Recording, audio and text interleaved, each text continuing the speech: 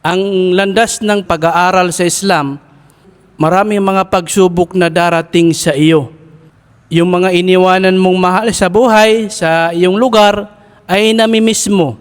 Lalong-lalo na yung mga ina natin, yung mga nanay natin, di ba? Yung mga tatay natin, naho-homesick ka, di ba? Isa yan sa mga pinagdadaanan ng isang talibul ilm. Isa sa mga paraan ni Shaitan para masira yung inyong konsentrasyon sa pag-aaral sa Islam ay sasamantalahin niya yung inyong mga emosyon. Yung pagkamis ninyo sa inyong mga nanay, pagkamis ninyo sa inyong mga tatay, sa inyong mga mahal sa buhay, o kaya sa lugar ninyo, namimiss ninyo yung mga lugar ninyo, sasamantalahin ito ni Shaitan. Bakit? Pinagsusumikapan niya na sirain ang inyong konsentrasyon sa pag-aaral sa Islam. Sinisikap niya na mawala kayo sa landas ng pag-aaral sa Islam. Isa sa pinakadahilan kasi alam niya na kapag matuto ang tao sa Islam, mahihirapan na siyang iligaw ito sa landas ni Allah Ta'ala. Lalo na kapag naging ustad, naging sheikh, alam niya na napakalaking poproblemahin niya.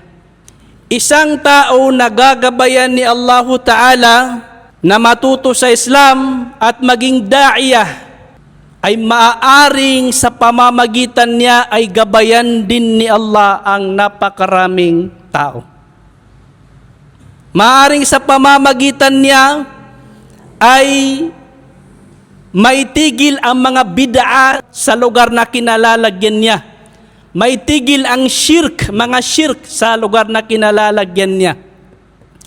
Kaya si Shaitan, ang taong nag-aaral sa Islam, sinisikap niyang mawala sa landas ng pag-aaral sa Islam. Kasi malaking problema niya kapag natuto sa Islam, kapag siya ay naging da'iyah, naging tagapagpalaganap ng mensahe ng Islam, naging tagapagturo ng Islam, naging tagapag-utos ng kabutihan at tagapagbawal ng kasamaan, tagapagbawal ng shirk, tagapagbawal ng mga bid'a, tagapagbawal ng mga ipinagbabawal ng relihiyong Islam. Kaya si Shaitan, mga kapatid, haris, wa harisun jiddan. Masyado siyang nagsusumikap na sirain ang konsentrasyon ng isang talibul ilm sa kanyang pag-aaral sa Islam. Dahil nais niyang mawala siya sa landas na ito. I-share ko lang ito bilang panghuli. Isa sa mga ipinagpapasalamat ko kay Allah Ta'ala ay ang kabilang ako sa mga nakapag-aral sa Jamiatul Imam sa Jakarta sa Indonesia. Yung itinuturo sa amin sa Indonesia sa Jamiatul Imam, ganun din yung itinuturo sa Jamiatul Imam sa Riyadh sa Saudi Arabia. Pero magkaiba ang sitwasyon namin.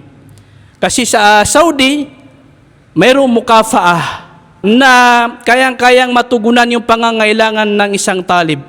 Doon sa amin, isang buwan, pinagkakasya namin yung 2,500.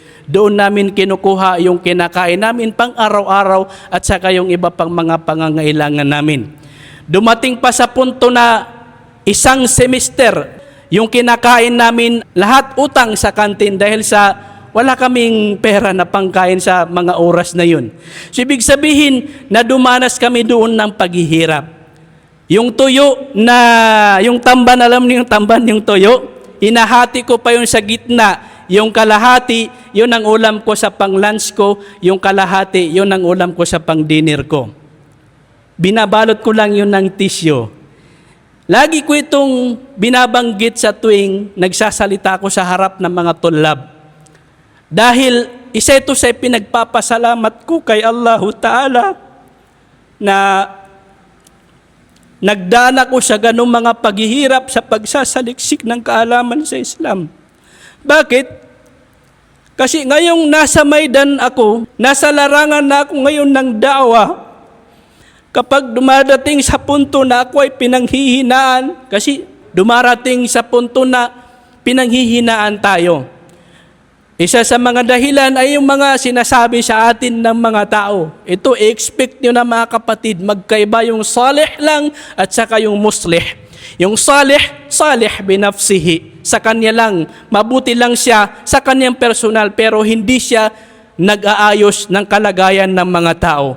Yung muslih, inaayos niya unang-una yung sarili niya at saka yung kalagayan ng mga tao. Amirun bil ma'ruf wa nahi 'anil munkar.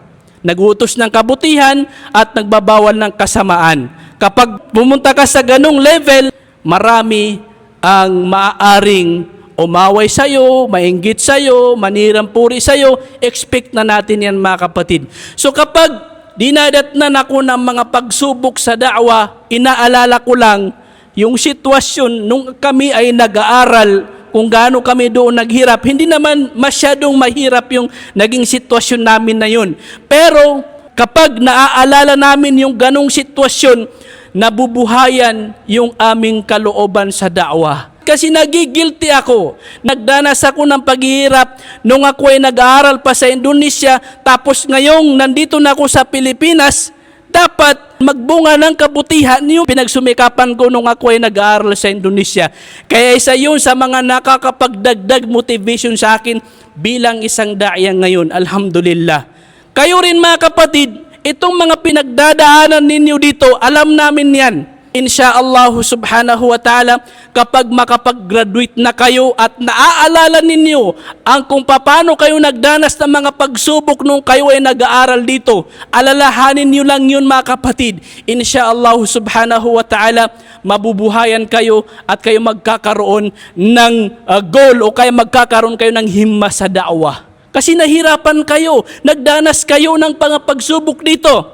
So dapat magbunga yung pinaghirapan ninyo na yon. Yung mga tiniis ninyo na mga pagsubok dito, dapat magbunga yun na kayo ay maging tunay na mga da'ya mga kapatid sa Islam. Okay ba yan mga kapatid?